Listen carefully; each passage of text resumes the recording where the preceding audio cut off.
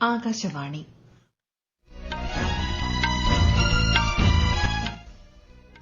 നമസ്കാരം. വാർത്തകൾ വായിക്കുന്നത് ലക്ഷ്മി ശ്രീ വിജയ.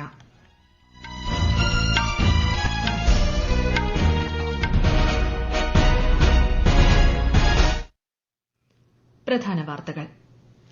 പരിസ്ഥിതി സംരക്ഷണത്തിന് കൂട്ടായ പരിശ്രമവും തുടർച്ചയായ പ്രവർത്തനങ്ങളും അനിവാര്യമാണെന്ന് രാഷ്ട്രപതി ദ്രൌപദി മുർമു.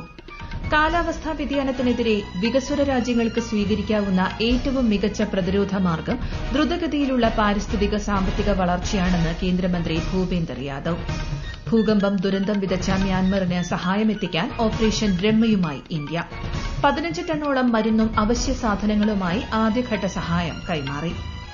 പ്രധാനമന്ത്രി നരേന്ദ്രമോദിയുടെ പ്രതിമാസ റേഡിയോ പ്രഭാഷണ പരിപാടി മൻ കി ബാത്തിന്റെ 120ാം പതിപ്പ് നാളെ.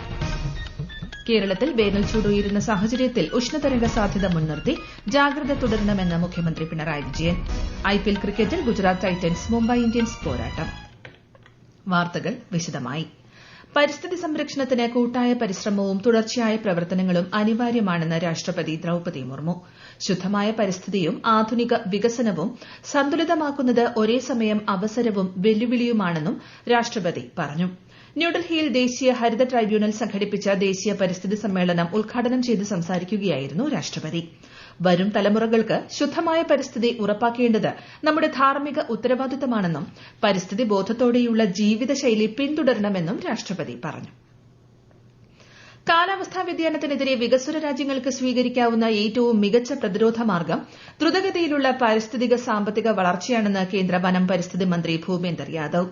ന്യൂഡൽഹിയിൽ ദേശീയ പരിസ്ഥിതി സമ്മേളനത്തിന്റെ ഉദ്ഘാടന ചടങ്ങിൽ അധ്യക്ഷനായി സംസാരിക്കുകയായിരുന്നു അദ്ദേഹം. ലോകത്തിലെ മൂന്നാമത്തെ വലിയ ഊർജ്ജ ഉൽപാദക രാജ്യമാണ് ഇന്ത്യയെന്നും 2030 ആകുമ്പോഴേക്കും 500 ഗിഗാവാട്ട് പുനരുപയോഗ ഊർജ്ജ ശേഷി ലക്ഷ്യമിടുന്നുവെന്നും അദ്ദേഹം പറഞ്ഞു.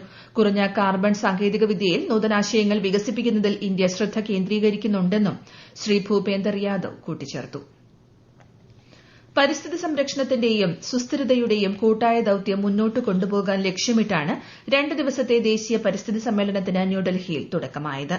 കാലാവസ്ഥാ വ്യതിയാനം, മലിനീകരണ നിയന്ത്രണം, ജൈവ വൈവിധ്യ സംരക്ഷണം, സുസ്ഥിര വികസനം എന്നിവയുൾപ്പെടെ പരിസ്ഥിതി നേരിടുന്ന കടുത്ത വെല്ലുവിളികളെ അഭിസംബോധന ചെയ്യുന്ന 4 പ്രധാന സാങ്കേതിക സെഷനുകളാണ് സമ്മേളനത്തിൽ പ്രധാനം. ഇന്ത്യയിലും ആഗോളതലത്തിലും പരിസ്ഥിതി പുനഃസ്ഥാപന പ്രവർത്തനങ്ങൾ പ്രോത്സാഹിപ്പിക്കുന്നതിനായി അർത്ഥവത്തായ ആശയസംവാദവും സഹകരണവും വളർത്തിയെടുക്കുക എന്നതാണ് ഈ സെഷനുകളുടെ ലക്ഷ്യം. 6ാമത് ബിംസ്റ്റെക് ഉച്ചകോടിയിൽ പങ്കെടുക്കുന്നതിനായി പ്രധാനമന്ത്രി നരേന്ദ്രമോദി അടുത്ത മാസം 3-ന് തായ്ലൻഡിലെത്തും. പ്രധാനമന്ത്രിയുടെ 3ാമത്തെ തായ്ലൻഡ് സന്ദർശനമാണിത്. ഭൂകമ്പം ദുരന്തം വിതച്ച മ്യാൻമറിന് സഹായമെത്തിക്കാൻ ഓപ്പറേഷൻ ബ്രഹ്മയുമായി ഇന്ത്യ. ആദ്യഘട്ട സഹായം കൈമാറിയതായി വിദേശകാര്യ വക്താവ് രൺധീർ ജയ്സ്വാൾ അറിയിച്ചു. 15 ടണ്ണോളം മരുന്നും അവശ്യ സാധനങ്ങളുമായി എയർ ഇന്ത്യ വിമാനം ഇന്ന് രാവിലെ യാഗോണിൽ എത്തിയിരുന്നു. First aircraft carrying 15 tons of relief material took off at around 3 a.m. this morning from Hindon Air Force Base. Our ambassador was there to receive the relief material, and thereafter he handed it over to the Chief Minister of Yangon, and from there these 15 tons of relief material have been sent out to those parts of country which need help. ഇതിനു പുറമെ 80 രക്ഷാ ദുരിതാശ്വാസ പ്രവർത്തകർ അടങ്ങുന്ന 2 വിമാനങ്ങളും India മ്യാൻമറിലേക്ക് അയച്ചിട്ടുണ്ട്. ഡോക്ടർമാരും ആരോഗ്യ പ്രവർത്തകരും ഉൾപ്പെടെയുള്ള ഫീൽഡ് ഹോസ്പിറ്റൽ അടങ്ങുന്ന 3ാം ഘട്ട സഹായവും ഇന്ത്യ സജ്ജമാക്കിയിട്ടുണ്ട്. കൂടാതെ 50 ടൺ ദുരിതാശ്വാസ സാമഗ്രികളുമായി 4 കപ്പലുകൾ ഈ മാസം 31-ന് മ്യാൻമറിൽ എത്തിച്ചേരുമെന്ന് ഇന്ത്യൻ നാവികസേന അറിയിച്ചു. ഭൂചലനത്തിൽ കൊല്ലപ്പെട്ടവരുടെ എണ്ണം 1000 കടന്നു. മ്യാൻമർ ഭൂചലനത്തിന്റെ പശ്ചാത്തലത്തിൽ സീനിയർ ജനറലുമായി ഫോണിൽ സംസാരിച്ച പ്രധാനമന്ത്രി നരേന്ദ്രമോദി ദുരന്തത്തിൽ പ്രധാനമന്ത്രി അനുശോചനം അറിയിച്ചു. പ്രതിസന്ധി ഘട്ടത്തിൽ ഇന്ത്യ മ്യാൻമർ ജനതയ്ക്കൊപ്പമുണ്ടെന്ന് അദ്ദേഹം സമൂഹമാധ്യമത്തിൽ കുറിച്ചു. 300 മില്ലി ന്യൂട്ടൺ സ്റ്റേഷനറി പ്ലാസ്മ ത്രസ്റ്ററിന്റെ അതിജീവന പരീക്ഷണം വിജയകരമായി പൂർത്തിയാക്കി ISRO. ബഹിരാകാശത്തിന് സമാനമായ സാഹചര്യങ്ങൾ സൃഷ്ടിച്ച ചേംബറിലാണ് പരീക്ഷണം നടന്നത്. ഇത് ഭാവി ഉപഗ്രഹങ്ങളിൽ ഇലക്ട്രിക് പ്രൊപ്പൽഷൻ സംവിധാനത്തിന് പകരമായി ഉപയോഗിക്കും. ഈ ത്രസ്റ്റർ ഉപഗ്രഹങ്ങളുടെ ഭാരം ഗണ്യമായി കുറയ്ക്കുന്നതിനും ഇതുവഴി വാർത്താവിനിമയ ഉപഗ്രഹങ്ങളുടെ വിക്ഷേപണത്തിൽ ട്രാൻസ്പോണ്ടർ ശേഷി വർദ്ധിപ്പിക്കാനും ഫലപ്രദമാണ്. ഈ വാർത്തകൾ ആകാശവാണിയിൽ നിന്ന്. ആകാശവാണി വാർത്തകളും വാർത്താധിഷ്ഠിത പരിപാടികളും all India radio news Thiruvananthapuram YouTube ചാനലിലും @all India radio news Thiruvananthapuram Facebook പേജിലും AR News_ തിരുവനന്തപുരം ഇൻസ്റ്റഗ്രാം അക്കൌണ്ടിലും @AR News_TVM X ഹാൻഡിലും ലഭ്യമാണ്. പ്രധാനമന്ത്രി നരേന്ദ്രമോദിയുടെ പ്രതിമാസ റേഡിയോ പ്രഭാഷണ പരിപാടി മൻ കി ബാത് നാളെ രാവിലെ 11 മണിക്ക്. പരിപാടിയുടെ 120ാം പതിപ്പാണിത്. ആകാശവാണിയുടെയും ദൂരദർശന്റെയും എല്ലാ ശൃംഖലകളിലും മൻ കി ബാത് തത്സമയം ലഭ്യമാകും. തുടർന്ന് പരിപാടിയുടെ പ്രാദേശിക പരിഭാഷയും ഉണ്ടാകും. കേരളത്തിൽ വേനൽച്ചൂട് ഉയരുന്ന സാഹചര്യത്തിൽ ഉഷ്ണതരംഗ സാധ്യത മുൻനിർത്തി ജാഗ്രത തുടരണമെന്ന് മുഖ്യമന്ത്രി പിണറായി വിജയൻ. ഉഷ്ണതരംഗ സാധ്യത, ആരോഗ്യ ജാഗ്രത തുടങ്ങിയ വിഷയങ്ങൾ ചർച്ച ചെയ്യാൻ തിരുവനന്തപുരത്ത് ചേർന്ന യോഗത്തിൽ സംസാരിക്കുകയായിരുന്നു അദ്ദേഹം.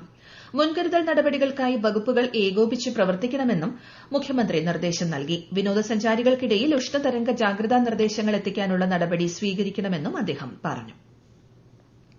നീതിന്യായ മേഖലയിൽ ശക്തമായ മധ്യസ്ഥ സംവിധാനങ്ങൾ അനിവാര്യമാണെന്ന് കേന്ദ്ര വാണിജ്യ വ്യവസായ മന്ത്രി പീയൂഷ് ഗോയൽ.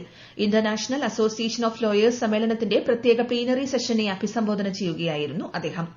മധ്യസ്ഥതയുടെ ഫലങ്ങൾ ഇരു കക്ഷികളും ആത്മാർത്ഥമായി അംഗീകരിച്ചാൽ ജുഡീഷ്യൽ കാലതാമസം ഗണ്യമായി കുറയ്ക്കാൻ കഴിയുമെന്നും അദ്ദേഹം അഭിപ്രായപ്പെട്ടു. Arbitration is a mechanism that can cut down a lot of judicial delays if both parties are sincere in their acceptance of arbitration results. Sometimes there are concerns about the quality of arbitration, and if we can keep the courts unclogged, our desire to become a global manufacturing hub will get a big boost. IPL ക്രിക്കറ്റിൽ Gujarat ടൈറ്റൻസിനെതിരെ toss നേടിയ Mumbai Indians fielding തെരഞ്ഞെടുത്തു. അഹമ്മദാബാദിലാണ് മത്സരം. ISL football play off മത്സരങ്ങൾക്ക് തുടക്കം. ആദ്യ play ഓഫിൽ Bengaluru Mumbai city മത്സരമാണ് നടക്കുന്നത്. അടുത്ത മാസം 12-നാണ് ഫൈനൽ. ടേബിൾ ടെന്നീസിൽ WTT സ്റ്റാർ കണ്ടൻസർ ഇനത്തിന്റെ അവസാന 8ലേക്ക് യോഗ്യത നേടുന്ന ആദ്യ ഇന്ത്യക്കാരനായി ഇന്ത്യയുടെ മാനവ് ഠക്കർ. ഇന്ന് ചെന്നൈയിൽ നടന്ന WTT സ്റ്റാർ കണ്ടൻഡർ പുരുഷ സിംഗിൾസ് പ്രീ ക്വാർട്ടർ ഫൈനലിൽ ജർമ്മനിയുടെ ആൻഡ്രേ ബെർട്ടൽസ്മിയറിനെ 3-2 പരാജയപ്പെടുത്തിയാണ് മാനവ് ചരിത്രം സൃഷ്ടിച്ചത്. പ്രധാനമന്ത്രി നരേന്ദ്രമോദിയുടെ മഹാരാഷ്ട്ര, ഛത്തീസ്ഗഡ് സന്ദർശനത്തിന് നാളെ തുടക്കം. നാഗ്പൂരിൽ സ്മൃതി മന്ദിറും ദീക്ഷാഭൂമിയും സന്ദർശിക്കുന്ന അദ്ദേഹം മാധവ് നേത്രാലയ പ്രീമിയം സെന്ററിന്റെ തറക്കല്ലിടലും നിർവഹിക്കും. പിന്നീട് ഛത്തീസ്ഗഡിലെ ബിലാസ്പൂരിലെത്തുന്ന അദ്ദേഹം 33,000 കോടി രൂപയുടെ വിവിധ വികസന പദ്ധതികളുടെ ഉദ്ഘാടനം നിർവഹിക്കും. മധ്യ യുക്രേനിയൻ നഗരമായ ഡിനിപ്രോയിൽ റഷ്യൻ ഡ്രോണുകൾ നടത്തിയ ആക്രമണത്തിൽ 4 പേർ കൊല്ലപ്പെടുകയും 21 പേർക്ക് പരിക്കേൽക്കുകയും ചെയ്തു. ഇന്നലെ അർദ്ധരാത്രി നടന്ന ആക്രമണത്തിൽ ഒരു റെസ്റ്റോറന്റ് സമുച്ചയവും നിരവധി കെട്ടിടങ്ങളും കത്തിനശിച്ചതായി മേഖലയുടെ തലവൻ സെർഹി ലൈസാക് പറഞ്ഞു.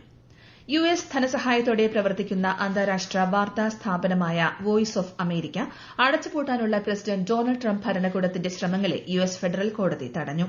നീക്കം ഏകപക്ഷീയമാണെന്ന് കോടതി നിരീക്ഷിച്ചതായി പ്രാദേശിക മാധ്യമങ്ങൾ റിപ്പോർട്ട് ചെയ്തു. ഇതോടെ 1200-ലധികം പത്രപ്രവർത്തകരെയും എഞ്ചിനീയർമാരെയും മറ്റ് ജീവനക്കാരെയും പിരിച്ചുവിടുന്നത് തടയപ്പെട്ടു. പ്രധാനമന്ത്രി നരേന്ദ്രമോദിയുടെ സന്ദർശനത്തിനായി ശ്രീലങ്കൻ സർക്കാരും ജനങ്ങളും കാത്തിരിക്കുകയാണെന്ന് ശ്രീലങ്കൻ വിദേശകാര്യ ഉപമന്ത്രി അരുൺ ഹേമചന്ദ്ര. ഏപ്രിൽ 4 മുതൽ 6 വരെയാണ് ശ്രീ നരേന്ദ്രമോദിയുടെ ശ്രീലങ്കൻ സന്ദർശനം. പ്രധാനമന്ത്രി നരേന്ദ്രമോദിയുടെ നേതൃത്വത്തിൽ വളരെയധികം പുരോഗതി കൈവരിച്ച ഇന്ത്യ ആഗോളതലത്തിൽ പ്രമുഖ സ്ഥാനത്ത് എത്തിയിട്ടുണ്ടെന്നും ഹേമചന്ദ്ര അഭിപ്രായപ്പെട്ടു. കേരളത്തിൽ കുട്ടികളിലും യുവാക്കളിലും വർദ്ധിച്ചുവരുന്ന ലഹരി ഉപയോഗം ചർച്ച ചെയ്യാൻ മുഖ്യമന്ത്രി പിണറായി വിജയൻ വിളിച്ച യോഗം നാളെ. നിയമസഭയിലെ ശങ്കരനാരായണൻ തമ്പി ഹാളിൽ രാവിലെ 10 മണിക്കാണ് യോഗം.